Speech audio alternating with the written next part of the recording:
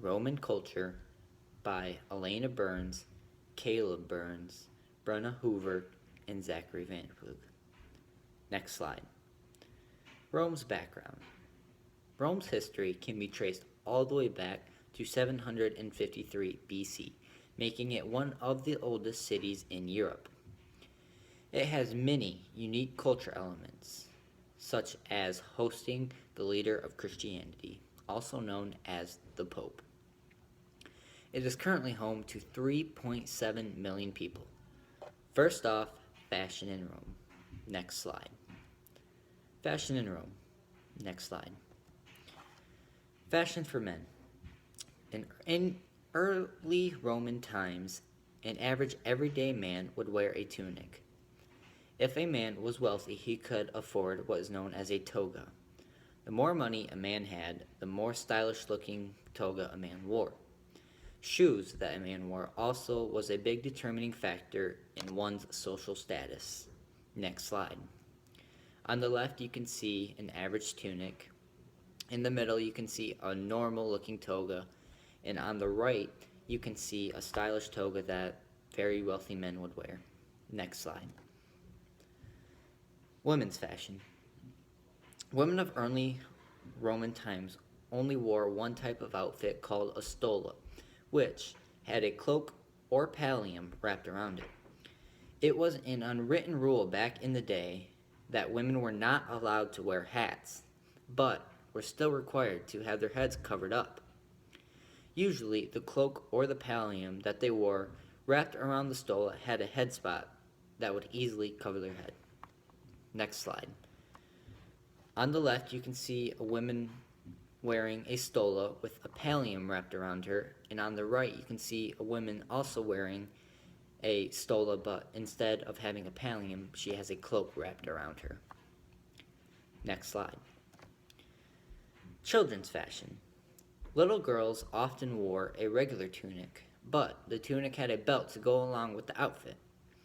Girls also had to put on a different tunic that was more baggy and was long for the size whenever they were out playing or doing outside activities. Boys also wore a tunic. The only difference between a boy's tunic and a man's tunic was that the boys had a crimson border around the edges of it. Boys wore this until they were somewhere between 16 to 17 years of age. After that, they were considered a man and given an all-white tunic. Next slide. On the left, you can see young girls wearing a tunic with a belt wrapped around it, and on the right, children wearing baggy clothes because they are playing outside. Next slide. Cloth. Wool was the most commonly used cloth due to its toughness and durability. The clothes they are made out of are hard to tear and rip.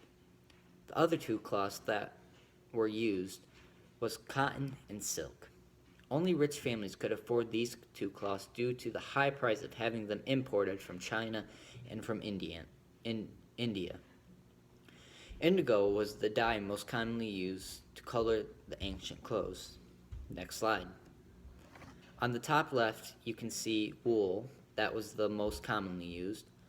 On the bottom left was silk, usually used for togas, cotton on the top right, and on the bottom right, indigo, the dye that was most commonly used to color the clothes.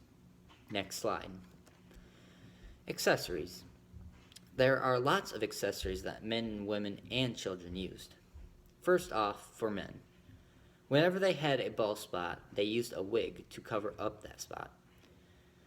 Younger men would grow beards as soon as they could because that's simply what was in back then.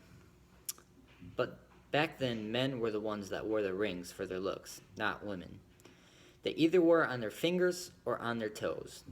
They wore anywhere from 1 up to 16 rings on their fingers and on their toes. Next slide. The two pictures on the left you can see are some of the rings that they wore, along with the picture in the very middle. And the two pictures on the very right were just some of the many types of wigs that they would have worn back then. Next slide. Accessories continued. Women needed to look pretty, and most people believe that makeup came from early Rome. Women used chalk powder and charcoal as a form of makeup to make themselves look better. Women also use extensions to make their hair look better and have a better look to themselves. Women who had more money in their families actually used the hair of slaves as extensions of their own. Next slide. On the very left, you can see an example of an extension of slave hair that rich women would have worn. And on the right, you can see chalk powder and charcoal. Those were the two that were used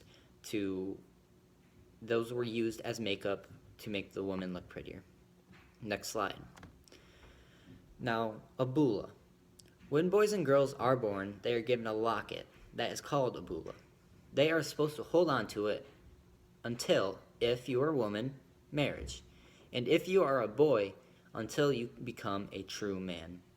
After that, you are supposed to hold on to it to pass it on to future generations of the family. Next slide. You can see these are some examples of bulas that were used that they carried around as they were younger and passed on through generations.